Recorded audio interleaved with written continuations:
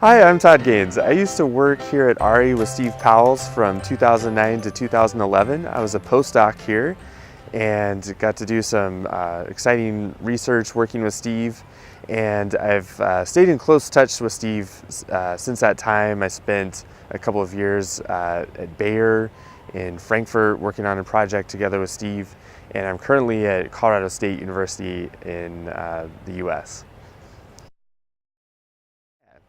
Steve has received the 2018 award from the American Chemical Society, the International Award for Research in Agrochemicals. And this is a big award. This is something that they do select each year.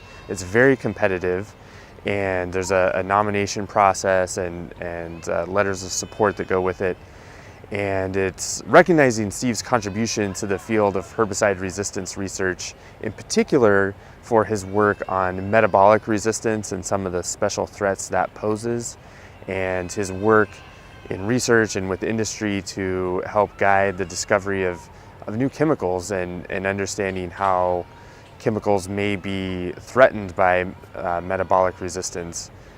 One particular question that has arisen out of Steve's work is that multiple resistant weeds with enhanced metabolism could be resistant to herbicides with different modes of action than the herbicides they've been previously exposed to, because the metabolic resistance doesn't depend on a mode of action. And as a particular threat, they could be resistant to new herbicides that haven't even been released or even yet discovered. An area where Steve has done a lot of work is on cytochrome P450s. What is a cytochrome P450? This is a protein that is in plant cells. Actually, animals have them as well, but Steve's work has been in plants. And it's a complex gene, type of gene. Plants usually have from 300 to 400 genes for these cytochrome P450 proteins. And they perform lots of reactions in the plant. Plants are biochemical factories. They make all kinds of secondary compounds to protect themselves from the environment, from predators, and these P450s help catalyze a lot of those reactions. But it happens that some of them do provide the plant protection against herbicides, or they can. And what Steve's research over the years has shown is that in some cases these P450s, you can have selection for higher expression of those, and that gives the plant protection against herbicides. So these P450s will perform a certain reaction to the herbicide molecule. They'll change it. They might add hydroxylation, they might cleave it, they might cause some kind of oxidation, and that's going to change the structure of the herbicide so that it doesn't work anymore.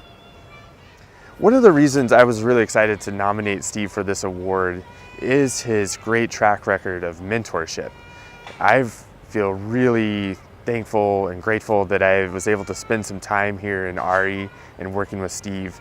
And I learned a lot of things from him, not just about the science, but in addition, how to think about your research career, how to work on networking, how to think about what that next step is. I think as an early career scientist, that's so critical to have good advice and good mentoring from someone. And Steve has done that for so many people in the course of his research career. You can look around the world and see influential, successful scientists who their careers have been influenced by Steve and his mentorship and support. So that was an area where I think he really stands out in addition to the research that he's done.